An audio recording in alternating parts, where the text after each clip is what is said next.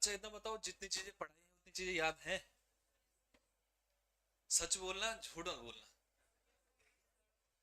याद है? जब पूरी इतिहास की ब्रीफ हिस्ट्री मैंने सामने रखी थी, तो पहला पार्ट क्या बताया था कि क्या पढ़ना है? प्राग ऐतिहासिक काल। फिर दूसरा आदि ऐतिहासिक काल। तीसरा ऐतिहासिक काल। प्राग ऐतिहासिक काल में क्या पढ़ा? यानी गुफाओं के माध्यम से एविडेंस मिले हैं, औजार मिले हैं, मृदभांड मिले हैं, ये सब आपने प्राग ऐतिहासिक में पढ़े थे। फिर आदि ऐतिहासिक में क्या करा? इसमें ग्रंथों को पढ़ा था। क्यों? क्योंकि आदि मानवों ने धीरे धीरे लिपि का आविष्कार कर दिया था। फिर तीसरे कालखंड में गए और देखा कि जो घटनाएं होंगी उनको घटित होने का समय मिलेगा, हालांकि उस पड़ाव पर हम लोग अभी नहीं पहुंचे हैं। आदि ऐतिहासिक काल में सबसे प्राचीन जानकारी उत्तराखंड की कहां से मिलेगी? ऋग्वेद से। ऋग्वेद से दो शब्दों को मैंने सामने रखा, कौन कौन से? एक तो देवभूमि शब्द को, और एक आपका मनीषियों की भूमि शब्द। स्कंद पुराण में कितने हिमालय? उसमें गढ़वाल कौन?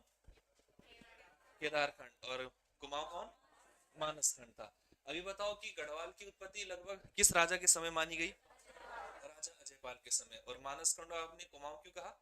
क्योंकि क्रांतेश्वर पर्वत पर भगवान विष्णु का कूर्म अवतार लिया गया था। ठीक, तो मैं इस चीज को थोड़ा सा आगे बढ़ा देता हूँ।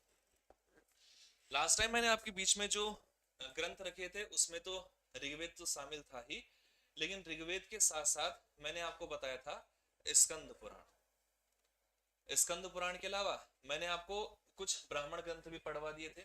उसमें से एक ब्राह्मण ग्रंथ था जिसका नाम था ऐत्रेय ब्राह्मण ग्रंथ, और एक ब्राह्मण ग्रंथ था कौन सा? जिसका नाम था कौशतकी ब्राह्मण ग्रंथ। दोनों में उत्तराखंड की जानकारी कैसी है वो पढ़ लिया होगा आपने घर पे।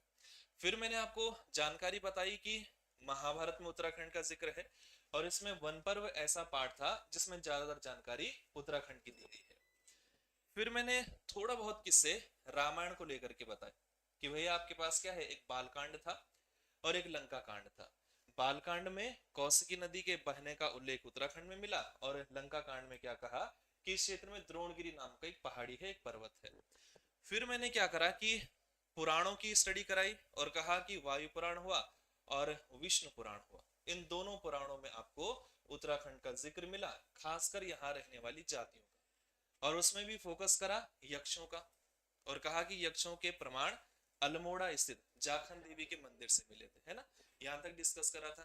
फिर मैंने आपके बीच में ग्रंथ रखा जिस ग्रंथ को आपने बौद्ध ग्रंथ के नाम से पुकारा, और बौद्ध ग्रंथ में कहा कि इस देवभूमि के क्षेत्र को हिमवंत कहा गया है। यहां तक की डिटेल लास्ट जो सेशन हुआ था उसमें बताया।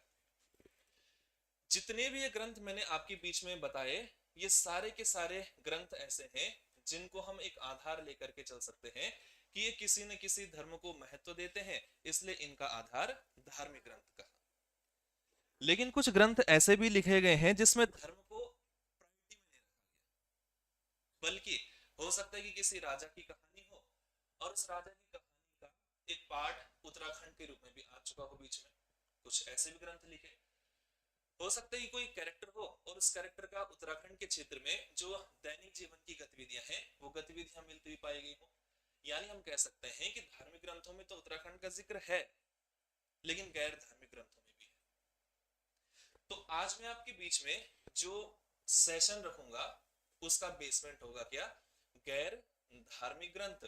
और इन गैर धार्मिक ग्रंथों में जो जो इंपॉर्टेंट ग्रंथ है उनमें से एक ग्रंथ आता है जिसको हम मेघदूत के नाम से पुकारते हैं। किसकी रचना? कालिदास की रचना। कालिदास ने और क्या क्या लिखा? तो उसमें कालिदास के द्वारा एक लिखा गया है रघुवंशम, एक रचना इन्होंने ये वाली लिखी। इसके अलावा हालांकि जैसे आपने कहा कि मालविकाग्निमित्र है, लेकिन उत्तराखंड का उल्लेख किस किस में है? तो उसमें एक रचना आती है अभिज्ञान शाकुंतलम। हम देखेंगे कि इनमें कौन कौन सी रचनाओं का या किस किस रचना में उत्तराखंड का उल्लेख किस किस तरीके से है। ऐसे ही उत्तराखंड की जानकारी हमको ऐसी पुस्तक से मिली है जिस पुस्तक को हम लोग राज तरंगिणी के नाम से पुकारते हैं। अब राज तरंगिणी किसकी रचना? कल्हण की रचना है। तो हम देखेंगे कि मेघदूत में क्या है, रघुवंशम में क्या है, अभिज्ञान शाकुंतलम में क्या है, राजतरंगिणी में क्या है। ऐसी एक रचना लिखी गई है, इस रचना का नाम है अष्टाध्यायी। और अष्टाध्यायी के अलावा एक रचना लिखी गई है जिस रचना को हम लोग वृहद संहिता के नाम से पुकारते हैं। ये कुछ मेन रचनाएं हैं। जो किसी विशेष धर्म को प्रमोट नहीं करती, और उत्तराखंड की जानकारी भी दे रहे हैं। इसमें पहला जो डिस्कशन हम करेंगे वो मेघदूत का रहेगा। कौन लिख रहा है मेघदूत? कालिदास साहब लिख रहे हैं। तुमको मालूम होगा कि कालिदास का जो जन्म हुआ था वो हमारे उत्तराखंड में हुआ, पता है किस जिले में? रुद्रप्रयाग। रुद्रप्रयाग में कहा? कविल्ठा में, है ना? तो कालिदास ने जब ये रचना मेघदूत के नाम से लिखी तो इस मेघदूत नाम की पुस्तक में उन्होंने एक शब्द का जिक्र करा, अलका। और अलका जो शब्द था वो उन्होंने रिप्रेजेंट करा है फूलों की घाटी। समझ में आ रहा है? मैंने मेघदूत किताब खोल दी और मेघदूत को पढ़ते पढ़ते मेरे आंखों के सामने एक शब्द आया, कौन सा? अलका। तो ये अलका कालिदास जिस लोकेशन को रिप्रेजेंट कर रहा है वो लोकेशन आज की फूलों की घाटी है। वही फूलों की घाटी जहां पर लगभग 2500 किस्म के अलग अलग टाइप के फूल मिलते हैं। वही फूलों की घाटी जिसको खोजने फ्रैंक स्मिथ पहुंचा था 1931 में, और वही फूलों की घाटी जहां 54 साल की एक ब्रिटिश महिला जॉन लेक की मृत्यु हुई थी। उस फूलों की घाटी को इस पुस्तक में अलका कहा गया। एक पॉइंट याद रखना, कालिदास ने जो पुस्तक रघुवंशम लिखी है इसमें भी उसने उत्तराखंड को दिखाया है, लेकिन उत्तराखंड के क्षेत्र को किस तरीके से रिप्रेजेंट करा? उसने कहा कि ये जो क्षेत्र है ये गौरी गुरु का प्रदेश है। और इसी रघुवंशम नाम की पुस्तक में इसने एक कम्युनिटी को थोड़ा सा फोकस किया है, जिस कम्युनिटी को हम लोग खस कहकर के पुकारते हैं। तो न सिर्फ रघुवंशम में गौरी गुरु प्रदेश की जानकारी है, बल्कि इसी रघुवंशम नाम की किताब में खसों का भी उल्लेख करता है। कौन? कालिदास। कालिदास पहले उठपटांग हरकतों के लिए जाना गया। बचपन में कहानी पढ़ी थी, पेड़ पर बैठा हुआ था, उल्टी तरफ से काट रहा था। वही कालिदास बाद में महा प्रकांड विद्वान बना, और यही कालिदास चंद्रगुप्त द्वितीय के दरबार की शोभा बढ़ाता था बाद में। वो उत्तराखंड का जिक्र इन दो पुस्तकों में कर रहा है। कालिदास ने एक तीसरी पुस्तक लिखी है, एक तीसरी रचना लिखी है। इस रचना का नाम है अभिज्ञान शाकुंतलम। और इस अभिज्ञान शाकुंतलम में क्या जिक्र है कि कालिदास कहता है कि आज का जो हमारा ये उत्तराखंड है, इस उत्तराखंड क्षेत्र में एक एरिया पड़ता है, इस एरिया का नाम है पौड़ी। ठीक है? और कालिदास ने कहा कि इस भूभाग के क्षेत्र में एक नदी बह रही है, उसने कहा कि उस नदी का नाम है मालिनी। और कालिदास कहता है कि इस मालिनी नदी के किनारे एक आश्रम पड़ता था, इस आश्रम को उसने नाम दिया क्या? कर्णवाश्रम। परसों भी कहा मैंने, जब वन पर्व पढ़ा था ना, तो वन पर्व में मैंने उत्तराखंड के दो केंद्र, एजुकेशन के सबसे बड़े केंद्र बताए, एक कर्णवाश्रम था और एक बद्रिकाश्रम था। तो कालिदास कहता है कि इस मालिनी नदी के किनारे एक आश्रम है कर्णवाश्रम के नाम से, और यहाँ पर एक कैरेक्टर रहता है जिसका नाम है दुष्यंत, और इसके साथ इसकी पत्नी रहती है जिसका नाम है शकुंतला। यह अभिज्ञान शाकुंतलम इन्हीं दोनों पर बेस्ड है। फिर जानकारी मिलती है कि इन दोनों की एक संतान ने जन्म लिया। उस संतान का नाम था भरत। जब हम छोटी क्लासेस में पढ़ते थे तो तुम्हारे पास एक कहानी आती थी, और उस कहानी में एक चित्र है, एक बच्चा शेर का जबड़ा खोले हुए उसके दांत गिन रहा है। बचपन में पढ़ी थी? पढ़ी थी। तो वो इन्हीं का बेटा था, और उसी भरत के नाम पर आज हमारे देश का नाम क्या है? भारत है। तो ध्यान रखना कि अभिज्ञान शाकुंतलम नाम की पुस्तक में इस मालिनी नदी का, इस कर्णवाश्रम का, दुष्यंत, शकुंतला का और इनकी संतान भरत का उल्लेख मिल जाता है। आगे बढ़ लेते हैं। कालिदास के अलावा एक रचना लिखी गई है जिसका नाम है राजतरंगिणी, और इसको कालिदास ने लिखा है, इसके अलावा कह रहा हूं, इस राजतरंगिणी पुस्तक को लिखने वाला व्यक्ति है कलहण। और कलहण ने अपनी इस राजतरंगिणी नाम की पुस्तक में उत्तराखंड का थोड़ा बहुत ब्यौरा दिया है। ब्यौरा कैसे दिया वो देखना। कलहण की जो राजतरंगिणी है इसमें आज का भारतवर्ष का भूभाग दिखाया गया। आज हमारा इंडिया कुछ ऐसा है, ठीक? और इस इंडिया के इस हिस्से पर आपको क्या मिलता है, कश्मीर नाम का एरिया मिलता है। कश्मीर में कारकोट नाम का एक राजवंश काम करता था और उसमें एक राजा हुआ करता था ललितादित्य, जिसका पूरा नाम क्या है, ललितादित्य मुक्तापीड। मैं जो भी चीजें बोल रहा हूँ उसको याद करने की कोशिश करना, ठीक है। तो कलहण कहता है कि कश्मीर में जो ललितादित्य मुक्तापीड है, इसने मध्य हिमालय के इस भूभाग पर एक बार आक्रमण किया था। यानी कलहण की राजतरंगिणी में उत्तराखंड तो उल्लेखित है, लेकिन किस रूप में, कश्मीर के राजा का उत्तराखंड पर आक्रमण को लेकर। समझ में आ रहा है, जहां जहां से उत्तराखंड के बारे में जानकारी गैर धार्मिक ग्रंथों में मिल रही है, मैं उन ग्रंथों की डिटेल एक एक लाइन में बता रहा हूं। बढ़ो आगे, अरे बढ़ो। अब इन रचनाओं के अलावा जो रचना उत्तराखंड की डिटेल हम तक पहुंचाती है, उसमें एक रचना आती है आपकी अष्टाध्याय, इंपॉर्टेंट है। और अष्टाध्याय को लिखने वाला व्यक्ति है पाणिनि। पाणिनि ने जब इस अष्टाध्याय नाम की पुस्तक को लिखा, तो इस अष्टाध्याय नाम की पुस्तक में उसने एक विशेष कम्युनिटी को फोकस किया। वो कम्युनिटी थी कोल। वो कम्युनिटी कौन है, वो कम्युनिटी मैंने कहा कोल है। और कोलों से आयोग एक प्रश्न पूछता है, वो देगा 4 ऑप्शन, एक में देगा कोल, एक में देगा किरात, एक में देगा खस, और एक चौथा ऑप्शन कोई भी डाल देगा। पूछेगा कि अब बताओ सबसे पहले कौन आए थे, कोल आए थे। तो उत्तराखंड की सबसे प्राचीन आदिम जो जाति के रूप में स्थापित यहाँ पर हुई, वो कौन कम्युनिटी, वो आपकी कोल थे। तो कोलों की जानकारी कहां पर, अष्टाध्याय। खसों की जानकारी किसमें, रघुवंशम में। जब हम क्या करते हैं कि वृहद संहिता को पढ़ते हैं, हालांकि वृहद संहिता जो है इसमें कई सारी जातियों का जिक्र मिलता है, और वृहद संहिता नाम की रचना या इस प्रकार की रचना को लिखने वाला कौन था, तो आपको ध्यान रखना है वो कैरेक्टर थे आपके वराहमिहिर। इन्होंने लिखी है पुस्तक, कई सारी जातियों का जिक्र किया, लेकिन उत्तराखंड में एक जाति को इन्होंने बड़ा टारगेट करा हुआ है, उस कम्युनिटी को नाम दिया गया किरात, जिसको मेन फोकस में लाते उत्तराखंड में। इन्होंने कहा किरातों का वर्चस्व। अष्टाध्यायी कोलों की चर्चा करते हैं और रघुवंशम में खसों का जिक्र है। तो कोल, किरात, खस इन पुस्तकों में जिक्र किए गए हैं, और ये उत्तराखंड के क्षेत्र में निवास करने वाले लोग थे। इनका आधार क्या कहा, गैर धार्मिक ग्रंथ है, यानी किसी विशेष धर्म को बढ़ावा नहीं दे रहे हैं। किसी राजा की कहानी है, किसी विशेष स्थान का जिक्र हो रहा है, धर्म को लेकर के प्रमोशन नहीं है, बल्कि कुछ अन्य कंसेप्टों को लेकर उत्तराखंड का उल्लेख होता है। कर लोगे इतना यार, चलो पहले इतना लिख लेते हैं फिर आगे बढ़ते हैं। अच्छा लाइव नहीं है, लास्ट मैंने आपको रोका था महाभारत, हेडिंग डलाई थी, चलो लिखना है महाभारत। और लिखते लिखते कोशिश करनी की याद हो जाए। लिखना,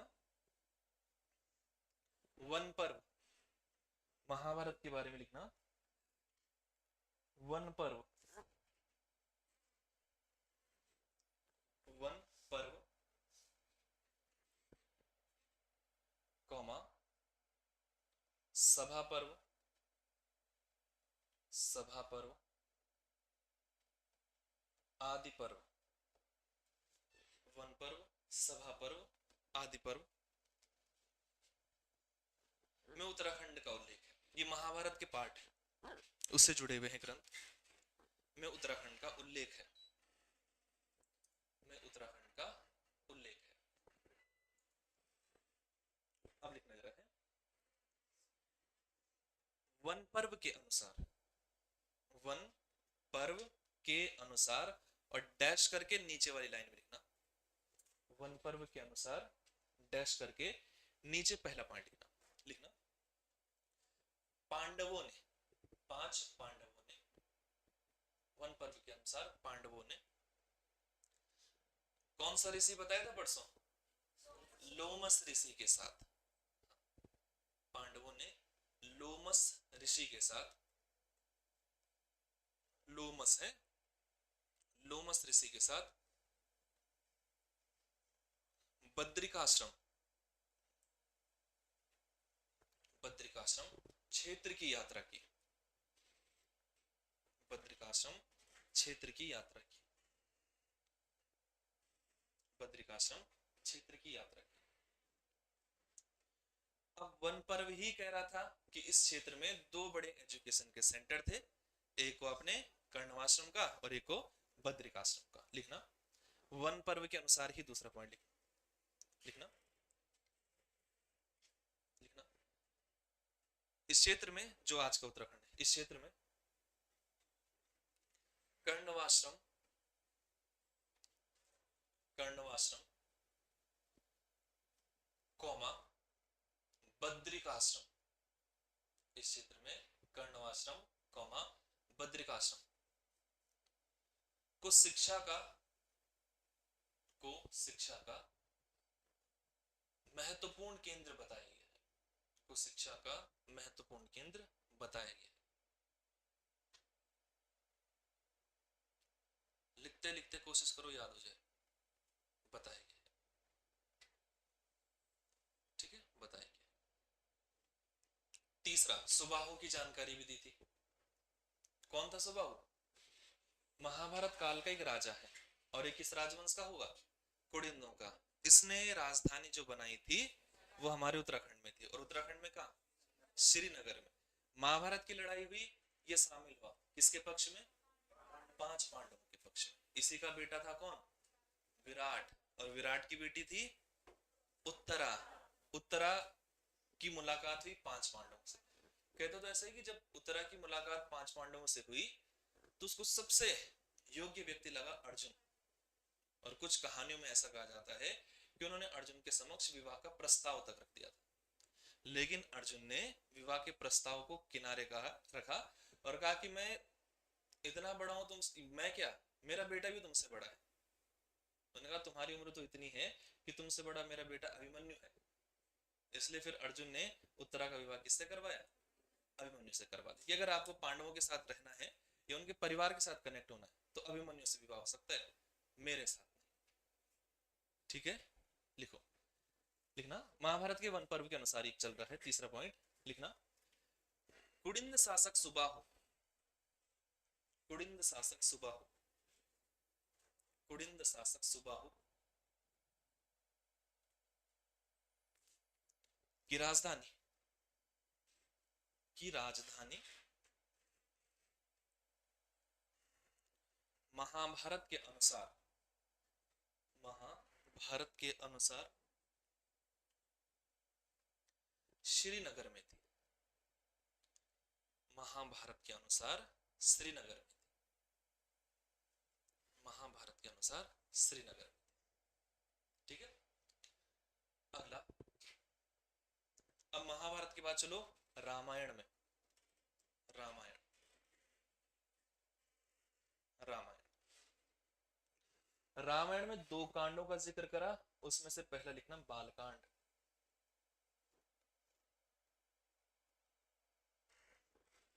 रामायण में पहला पॉइंट लिखना बालकांड के अनुसार, बालकांड के अनुसार। बालकांड में क्या कहा कि इस क्षेत्र में एक नदी बहती है, नदी का नाम कौशिकी, और वो कौशिकी आज कोसी के नाम से जानी जाती है। तो लिखना बालकांड के अनुसार वर्तमान के अल्मोड़ा क्षेत्र में, बालकांड में लिखना वर्तमान के अल्मोड़ा क्षेत्र में कौशिकी नदी, कौशिकी। इसका नेक्स्ट नेक्स्ट पेज कैसे करना है? नया पेज, अच्छा, प्लस प्लस। वर्तमान के अल्मोड़ा क्षेत्र में कौशिकी, कौशिकी के ब्रैकेट में लिखना कोसी नदी, कोसी नदी के बहने का उल्लेख है, के बहने का उल्लेख है, उल्लेख है। फिर लास्ट पॉइंट लिखना, या लास्ट वाला पार्ट लिखना रामायण में लंका कांड, लास्ट लिखना लंका कांड। लंका कांड में किसकी जानकारी? द्रोणगिरी पर्वत, और द्रोणगिरी पर्वत पर क्या है? संजीवनी बूटी है।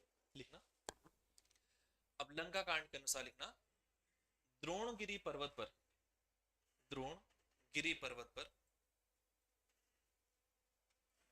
संजीवनी बूटी का उल्लेख, द्रोणगिरी पर्वत पर संजीवनी बूटी का उल्लेख।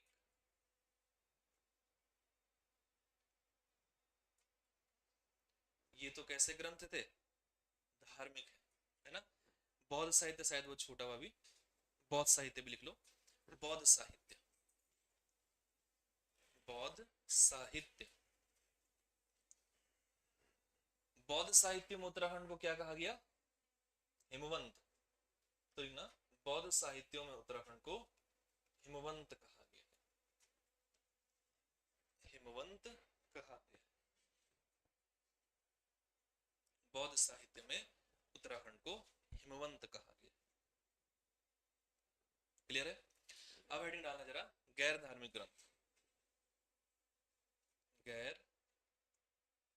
धार्मिक ग्रंथ।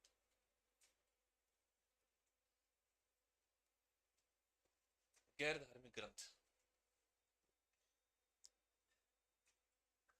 इसमें पहला लिखना अभिज्ञान शाकुंतलम, पहला लिखना अभिज्ञान शाकुंतलम।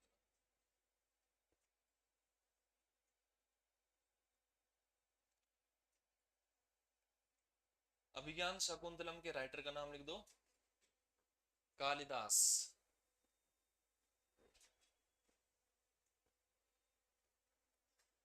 अभिज्ञान शाकुंतलम के राइटर का नाम लिखना कालिदास। अच्छा बताओ जरा, कौन सा वाला होगा, ऊपर वाला कि नीचे वाला? ऊपर वाला सही है, जिसका नीचे वाला है वो गलत है। आता है क्वेश्चन हिंदी में कभी कभार, तो साफ ऐसे लिखना, शुद्ध। तो राइटर इसके कौन, कालिदास। लिखो कालिदास इसमें क्या जिक्र करा, लिखना पौड़ी स्थित, पौड़ी स्थित कर्णवाश्रम, पौड़ी स्थित कर्णवाश्रम, कौमा मालिनी नदी का उल्लेख, पौड़ी स्थित कर्णवाश्रम, कौमा मालिनी नदी का उल्लेख, मालिनी नदी का उल्लेख। अब उसने क्या कहा कि यहाँ कौन कौन रह रहा है, दुष्यंत और शकुंतला, और उनका पुत्र भरत भी यहीं जन्म लेता है। तो लिखना अगला पॉइंट लिखना, दुष्यंत व शकुंतला, दुष्यंत व शकुंतला की जानकारी अभिज्ञान शाकुंतलम में,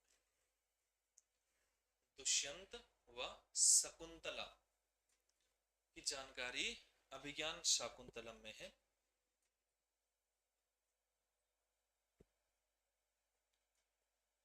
इनके पुत्र का नाम भी वहीं पर लिख दो, भरत। इनके पुत्र का नाम लिख देना भरत, पुत्र का नाम लिख दो भरत।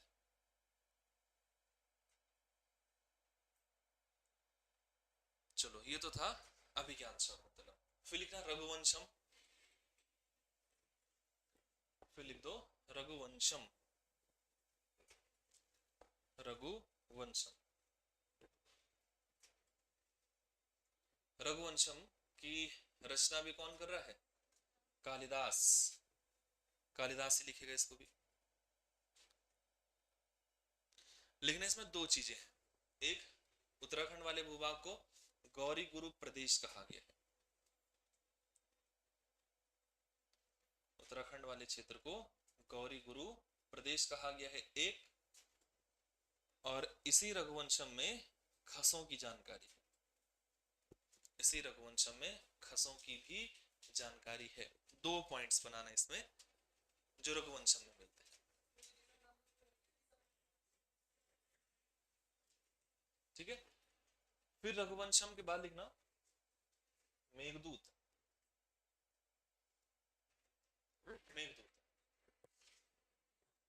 मेघदूत में उत्तराखंड के किस क्षेत्र का उल्लेख है, फूलों की घाटी, और उसको क्या कहा गया है, अलका कहा गया। लिखना मेघदूत में लिखना डैश करते हुए, इसमें फूलों की घाटी को, इसमें फूलों की घाटी को अलका कहा गया है, इसमें फूलों की घाटी को अलका कहा गया है। अलका। फूलों की घाटी कई मायनों में इंपॉर्टेंट है। फूलों की वैरायटी के लिए तो है ही, साथ ही हमारा नेशनल पार्क भी है, और यूनेस्को की धरोहर सूची में भी इसको स्थान दिया गया है। ठीक है, फिर लिखना जरा पाणिनि की अष्टाध्यायी।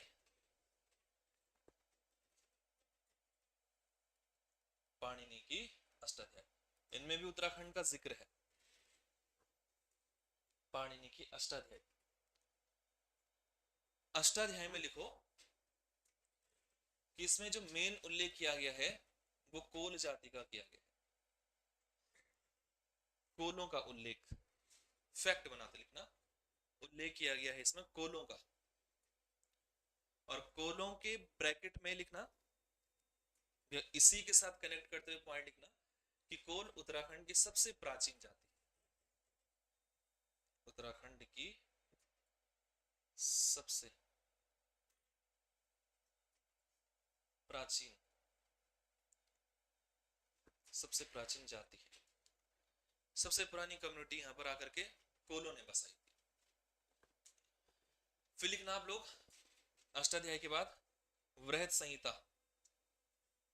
अच्छा, अष्टाध्यायी जिसने लिखी है उसका नाम लिख देना पाणिनि है, उसका नाम होगा पाणिनि। अब लिखना वृहत संहिता। वृहत संहिता को लिखने वाला है वाराहमिहिर। कभी कभार ये क्वेश्चन आपके जीके जीएस पर आता है सीधा। वराहमिहिर की वृहत संहिता। वृहत संहिता में लिखना जिक्र मिलता है किरातों का, हालांकि इसके अलावा मिलता है, लेकिन किरातों को फोकस किया गया इस भूभाग पर, किरातों की जानकारी, किरातों। और एक लिखना कलहण की राजतरंगिणी, कलहण की राजतरंगिणी, कलहण की राजतरंगिणी। तो लिखने वाला व्यक्ति है कलहण, और जो इसने लिखा है वो पुस्तक है राजतरंगिणी। तो लिखना कि इसने क्या करा है जिक्र, एक लाइन में समेटना इसको। कश्मीर शासक, कश्मीर शासक ललितादित्य मुक्तापीड का, ललितादित्य मुक्तापीड का उत्तराखंड पर आक्रमण की जानकारी, उत्तराखंड पर आक्रमण की जानकारी, उत्तराखंड पर आक्रमण की जानकारी। तो दो टाइप के मैंने आपके बीच में साहित्य रख दिए, एक तो धार्मिक थे और एक आपके गैर धार्मिक। लेकिन इन दोनों के अलावा भी उत्तराखंड की जानकारी एक तीसरे टाइप के ग्रंथ में मिलती है, और वो ग्रंथ ना तो धार्मिक होंगे ना उनकी कम्युनिटी गैर धार्मिक वाली होगी। वो कुछ ऐसी किताबें होंगी जिन किताबों को किसी विदेशी धरती से आए हुए एक यात्री ने यहाँ पर जब यात्रा की होगी तो वापस जाकर के जब किताब लिखी तो उसकी किताब में उत्तराखंड का उल्लेख मिला। ऐसी या ऐसे ग्रंथों को हम जिस नाम से पुकारते हैं उसको हम लोग यात्रा वृतांत कहते हैं। समझ में आ रहा है? सीधा सीधा मतलब है कि माना तुम लोग चले गए घूमने अमेरिका, नौकरी लगने के बाद जब कांस्टेबल बनोगे तो अमेरिका जाना, वहां से घूम करके आओगे तो अपनी किताब निकालोगे, तो उस किताब में तुमने अमेरिका में क्या खोजा, क्या देखा, तो वो तुम्हारा यात्रा वृतांत होगा। ऐसे ही कोई व्यक्ति अगर भारत क्षेत्र पहुंचा और भारत क्षेत्र के उत्तराखंड में अगर उसने कुछ यात्रा की और वापस जाकर के उसने कुछ किताब लिखी और उस किताब में उत्तराखंड का जिक्र मिला, तो हम थोड़ा बहुत उन्हीं किताबों की स्टडी कर रहे हैं। ये भूभाग आज हमारा उत्तराखंड। और अगर इस भूभाग को मैं कुछ बड़े तरीके से सामने रखूं तो ये आज कुछ इस तरीके से दिखता है। तो कौन कौन से व्यक्ति कहां कहां से उत्तराखंड आए और उनकी किताबों में क्या जानकारी है वो समझते जरा। अगर मैं इस भारतवर्ष के नॉर्थ साइड को चलूं, यानी अगर मैं इसके इस हिस्से की बात करूं, ये वाला, तो ये वाला क्षेत्र है आपका चाइना का। ठीक है, और इस चाइना के क्षेत्र से एक व्यक्ति भारत यात्रा भ्रमण करने पहुंचा। इस व्यक्ति का नाम था, मोस्ट इंपॉर्टेंट कैरेक्टरों में से एक है, वेंसांग। और ये वेंसांग नाम का जो कैरेक्टर है, ये चाइना से भारत लगभग आया था 634 ईस्वी में, 634 में। और ये तब आया जब कन्नौज के क्षेत्र के समीप एक व्यक्ति की सत्ता चल रही थी। इस व्यक्ति का नाम था क्या? हर्षवर्धन। उस समय ये चीन से भारत आया। अब ये भारत आया तो उद्देश्य था कि ये उन जगहों की यात्रा करे जहां जहां पर महात्मा बुद्ध के एविडेंस कलेक्ट हो सकते हैं। ये आया और जब ये भ्रमण करने पहुंचा तो इसने उत्तराखंड में भी कदम रखे और वापस गया तो एक किताब लिखी, जिस किताब का नाम था सीयूकी। ध्यान रखना इस चीज को। जैसे कालिदास लिख रहा है रघुवंशम, वराह में लिख रहा है वृहत संहिता, पाणिनि लिख रहा है अष्टाध्याय, इसने क्या लिख दी? सीयूकी लिखी। और इसने जब सीयूकी लिखा तो सीयूकी में कुछ जिक्र किया। उसने कहा कि भाई ये जो भूभाग है, इस भूभाग में एक प्रदेश है, ब्रह्मपुर नाम है उसका। इसने इसका जिक्र किया। उसने न सिर्फ इसका जिक्र किया, उसने यहां पर स्थित एक भूभाग का जिक्र किया। इस भूभाग को आज हम लोग क्या कहते हैं? हरिद्वार कहते हैं। उसने हरिद्वार का भी जिक्र किया इस किताब में। हरिद्वार के समीप से होते हुए एक नदी बह रही है। आज हम इस नदी को क्या कह रहे हैं? गंगा कह रहे हैं। उसने इस नदी का भी जिक्र किया। किसमें? इस किताब सीयूकी में। इसने इन क्षेत्रों के अलावा यहां पर स्थित एक भूभाग का जिक्र किया। आज हम उस पार्ट को नाम देते हैं क्या? काशीपुर। ये 3-4 नाम मैंने लिखे हुए, कंफ्यूजन ना हो इसलिए उनके ओरिजिनल नाम लिखे। लेकिन जब मैं सीयूकी को खोलता हूं और पढ़ता हूं तो मुझे काशीपुर शब्द नहीं मिला, मुझे शब्द मिला गोविशाण। मैं जब किताब को खोलता हूं तो ब्रह्मपुर नहीं मिला, मुझे शब्द मिला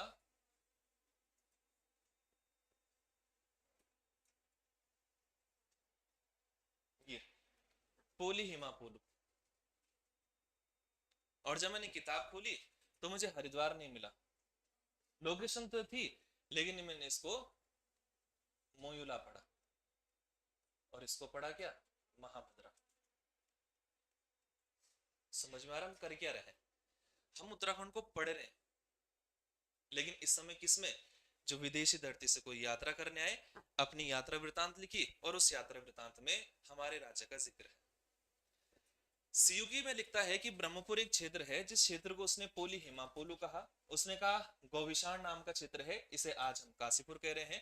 इसने गंगा का जिक्र किया लेकिन महाभद्रा के नाम से, और हरिद्वार का जिक्र किया जिसको आपने मोयू लो के नाम से पुकारा।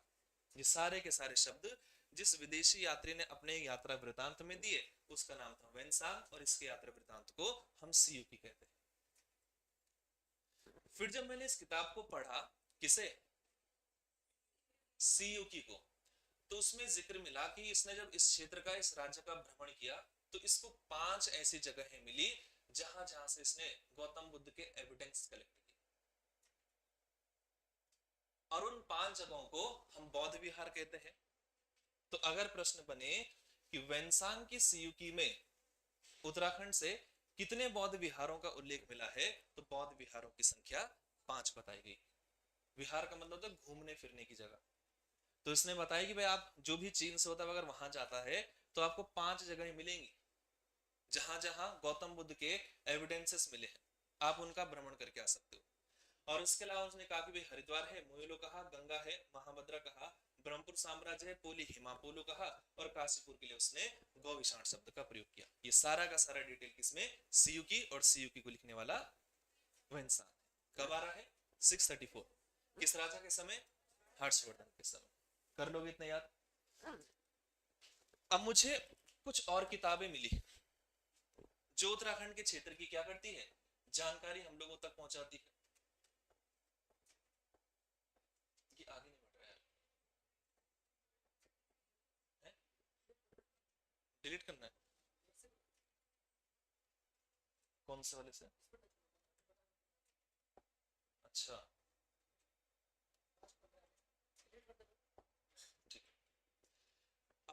कि मुझे कुछ और किताबें मिली विदेशियों की, उसमें तो एक मैं इंसान की सीयू की पढ़ी, लेकिन मुझे एक दूसरी किताब मिली। इस किताब का नाम है the early travels in India. किताब का नाम क्या है? The early travels in India. इस किताब को लिखा था फॉस्टर ने, एक अंग्रेज है, और उस अंग्रेज का नाम है फॉस्टर। और फॉस्टर नाम का जो कैरेक्टर है, इसने जब किताब ये छापी, कौन सी, the early travels in India, तो इस किताब में उत्तराखंड का जो गढ़वाल भूभाग है, इस गढ़वाल भूभाग की थोड़ा बहुत जानकारी है। लेकिन जानकारी कैसी, वो देखना।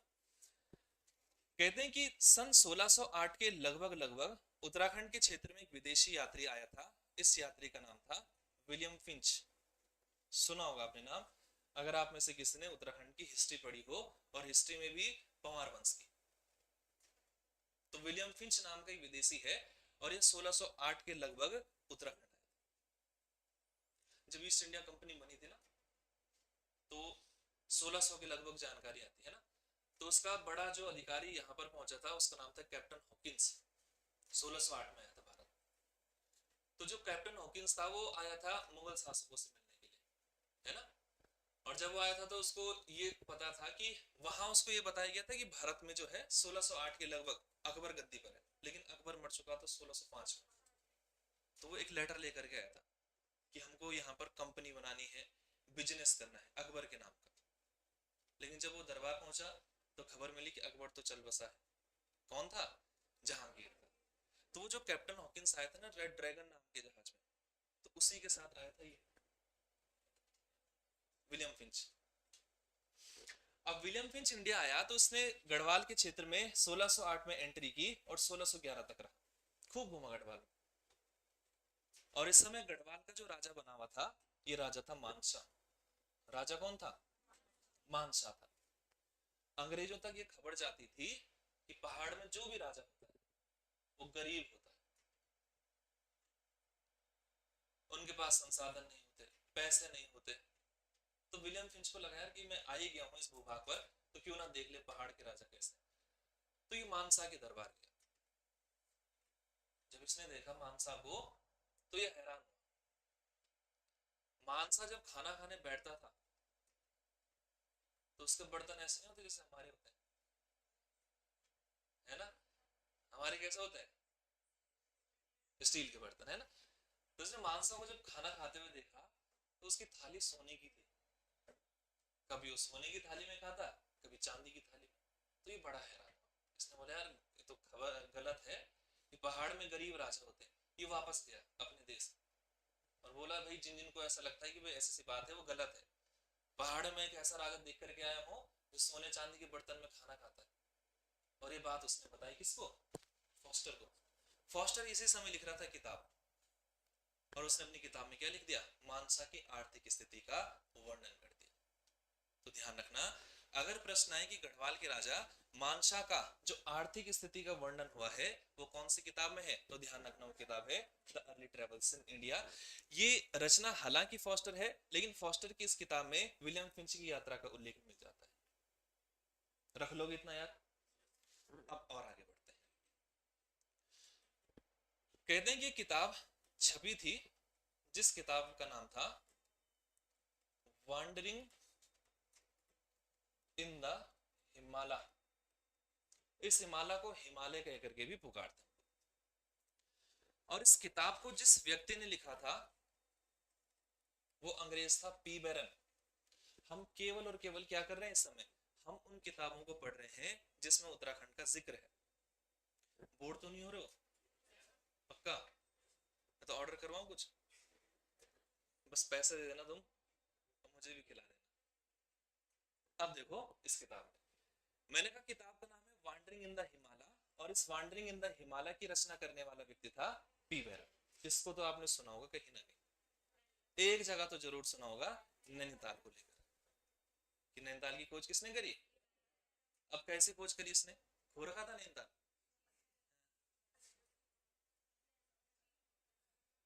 नैनी झील वहीं पर थी, बस इसने दुनिया को बताया कि एक खूबसूरत झील है यहाँ पर, आओ और देखो। इससे पहले ट्रेल देख चुका था, लेकिन ट्रेल ने नहीं बताया, क्योंकि ट्रेल को लगा यार कि मैं बताता हूँ तो वो ना यहाँ भीड़ आ जाए और इसकी जो खूबसूरती है वो खूबसूरती कम हो जाए। तो ट्रेल ने नहीं बताया दुनिया को, इसने बताया। इसने जिस किताब में बताया उस किताब का नाम था वांडरिंग इन द हिमालय, और इसने कहा कि मैं जब 1841 में इस भूभाग पर गया जिसको आज जिला नैनीताल कहते हैं, इसने कहा मैंने खूबसूरत झील देखी, उस झील को नैनी झील कहते हैं। और कब खोज करता है ये खोज करता है 1841 में। इसकी भी एक बड़ी इंटरेस्टिंग कहानी है। कहते हैं कि जो नैनी झील का एरिया है वो एरिया नरसिंह नाम के व्यक्ति के पास था, थोकदार था। और ये अंग्रेज अपने एक दो मित्र के साथ आया था और उसको नरसिंह को बिठा दिया पानी में, नाव में। और जब नाव को लेकर के चले तो बीच झील में चले गए, जब नरसिंह के कानों पे लगा दी बंदूक, करता है मेरे नाम पे कि नहीं करता। ये काम थे किसके? पी बैरन के। बस घुमा फिरा के एक क्वेश्चन आएगा कि नैनी झील की खोज किसने करी, तो जवाब पी बैरन। दूसरा ये है कि जो पी बैरन है इसने पैदल बद्रीनाथ केदारनाथ की यात्रा करी थी, पैदल गया पैदल आया। और ये जब भी अपनी कुछ रचनाएं लिखता था तो उसमें बैरन शब्द का यूज नहीं करता था, एक शब्द का यूज करता था जिस शब्द को पिलग्रिम कहते हैं। ध्यान रखना, क्वेश्चन आया है वीडियो के एग्जाम पेपर में। तो चीजें मैं कहानी के रूप में डिलीवर कर रहा हूँ। फैक्ट कौन कौन से याद करने हैं उनमें से एक पिलग्रिम याद करना है, दूसरा 1841 याद करना है, और नाम किसका? P Baron. और इसकी रचना कौन सी? Wandering in the Himalaya. कर लोगे इतना? लिखो। हेडिंग डालना विदेशियों के यात्रा वृतांत, विदेशियों के यात्रा वृतांत, विदेशियों के यात्रा वृतांत। विदेशियों की यात्रा वृतांत में पहला लिखना वेनसांग, पहला नाम लिख दो वेनसांग, पहला नाम लिख देना वेनसांग, यहां पर लिख देता हूं मैं वेनसांग। वेनसांग के बारे में लिखना फैक्ट फैक्ट बनाते हुए, यह आया था कब? 634 ईस्वी में, 634 ईस्वी में। और जिस राजा के समय यह हमारे यहाँ पहुंचा था उस समय भारत का राजा था हर्षवर्धन। इंडियन जी के जीएस को लेकर के भी ध्यान रख लेना, टाइम पीरियड आया था ये 634 ईस्वी में, और जिस राजा के दरबार में पहुंचा वो राजा था हर्षवर्धन। इसका यात्रा वृतांत का नाम लिखना सियुकी, इसका जो यात्रा वृतांत है इस यात्रा वृतांत का नाम लिख देना सियुकी, सियुकी। और सियुकी नाम की पुस्तक में इसने क्या क्या जिक्र किया है उसमें पहला पॉइंट बनाना, सियुकी में जो जो जिक्र किया है उसमें पहला पॉइंट बना लेना, लिखना।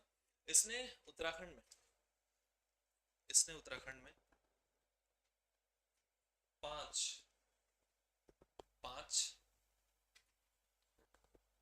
बौद्ध विहारों की जानकारी दी, 5 बौद्ध विहारों की जानकारी। इसने कहा कि 5 क्षेत्र हैं यहाँ जहां आप बौद्धिज्म से जुड़े हुए साक्ष्य देख सकते हो।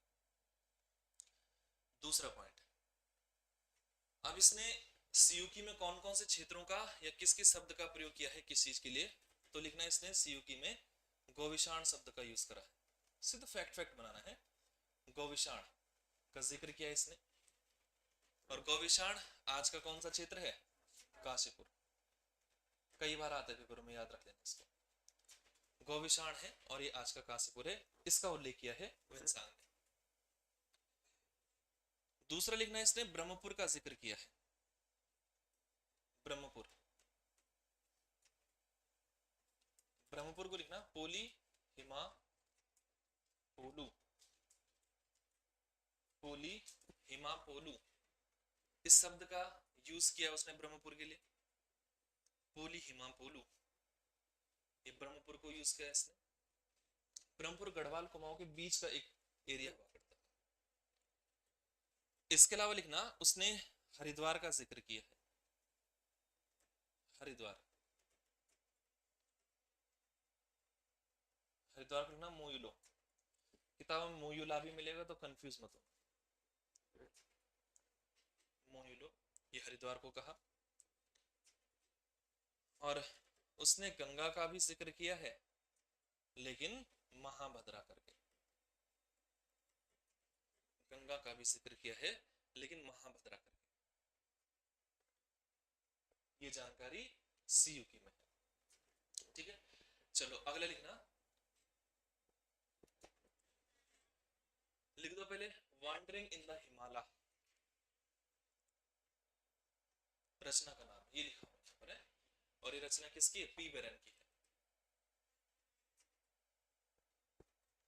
पी बैरन की है, वॉन्डरिंग इन द हिमालय।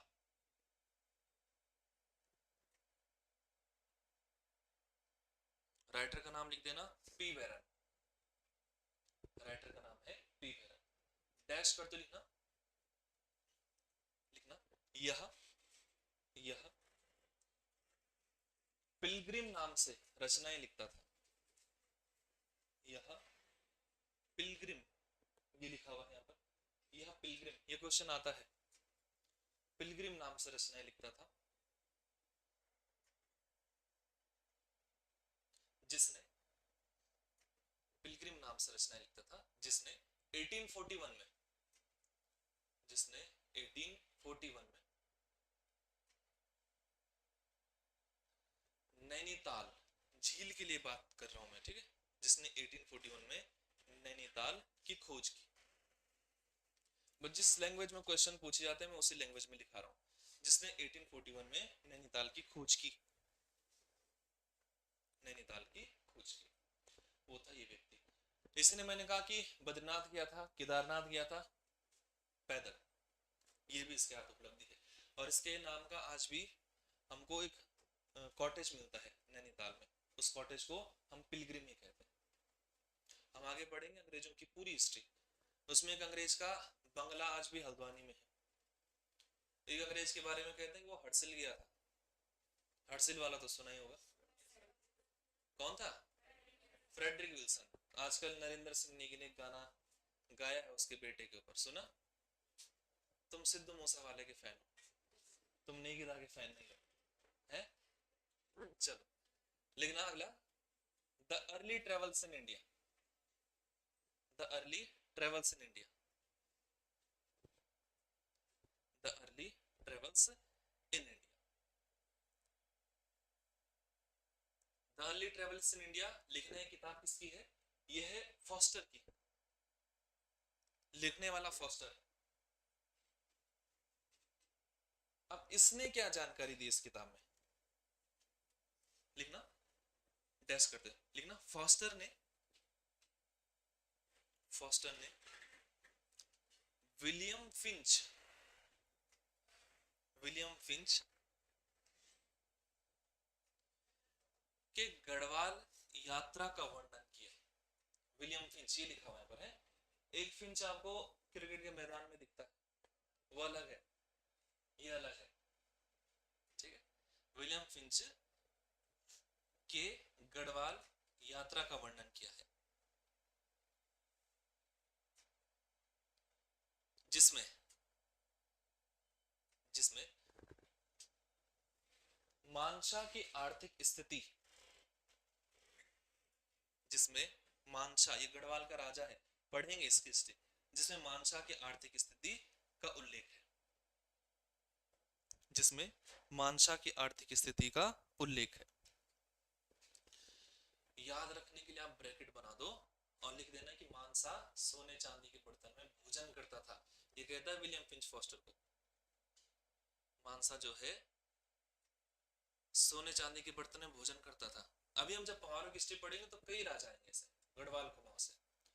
कोई राजा पागल कहलाएगा, पागल कौन है गढ़वाल का? जिसने पढ़ी उत्तराखंड पहले, गढ़वाल का पागल राजा कौन? देवी चंद मत बोलना है, वो कुमाऊं का है। हाँ। गढ़वाल का कौन है? श्याम शाह। श्याम शाह इतना पागल बताया जाता है कि अगर उसने तुमको कह दिया श्रीनगर से कि बोल दो सबको कि आज रात नहीं खुलेगी, और माना खुल गई रात, तो हमको बोलना पड़ता था कि हाँ महाराज नहीं खुली अभी तक। श्याम शाह ने कहा कि भाई विजय तेरे हाथ में कबूतर है, इस समय पेन नहीं है, तो मुझे कहना पड़ता कि हाँ कबूतर ही है। अगर मैं कहती ना महाराज कबूतर नहीं पेन है, तो मेरा सर कलम कर देगा कौन? श्याम शाह। इसलिए श्याम शाह की कहावत आज भी चलती है हमारे यहाँ गढ़वाल में। श्याम शाह के बारे में कहते हैं औखाण कि श्याम शाह की लाई श्याम इत सामी और बांगी तो बांगी। सामी का मतलब सीधा। अरे इंग्लैंड वालों बता दो, सामी का मतलब सीधा और बांगी का मतलब टेढ़ा। तुम्हारे जो पेपर हो रहे हैं ना, 5 से 6 सवाल लोक भाषा के, समझ रहे हो? बस आज मैं इसको यहाँ पर रोक रहा हूँ, बाकी मैं कल 2 मिनट का टाइम जितना पढ़ा है आज उसको रिपीट करना, जरा रिकॉल करना उसको, केवल 2 मिनट।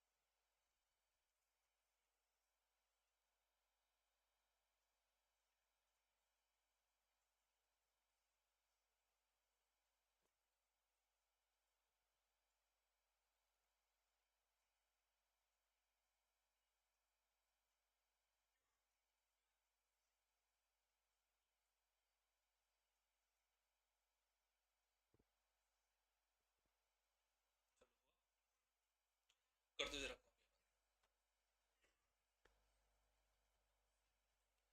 द्रोणगिरी पर्वत का उल्लेख किसमें? लंका कांड में। और कौशिकी नदी का बाल कांड में। किस ग्रंथ में कर्णवाश्रम बद्रिकाश्रम को शिक्षा के 2 केंद्र बताया गया? वन पर्व में। और वन पर्व किसका हिस्सा? महाभारत का। लोमस ऋषि के साथ 5 पांडव घूम रहे थे, किसमें कहा गया है? वन पर्व में कहा गया है। सुबाहु के बारे में भी वन पर्व ही बता रहा है। अलका किस क्षेत्र को नाम दिया गया? किस पुस्तक में?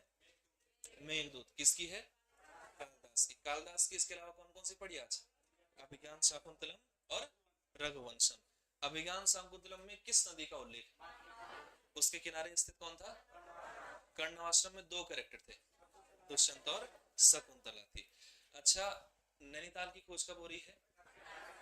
41 में। कौन कर रहा है? पी बेरन। पी बेरन का साहित्यिक नाम पिलग्रिम है। अर्ली ट्रेवल्स इन इंडिया किसकी? फॉस्टर की है। लेकिन उसने किसके यात्रा वृतांत को लिखा? William Finch. और किस राजा का जानकारी दे रहा है? और उसकी भी क्या जानकारी है? सोने चांदी के भोजन थालियों में भोजन करता है, यानी उसकी आर्थिक स्थिति का वर्णन दे रहा है। बस आज इसको यहाँ पर छोड़ो।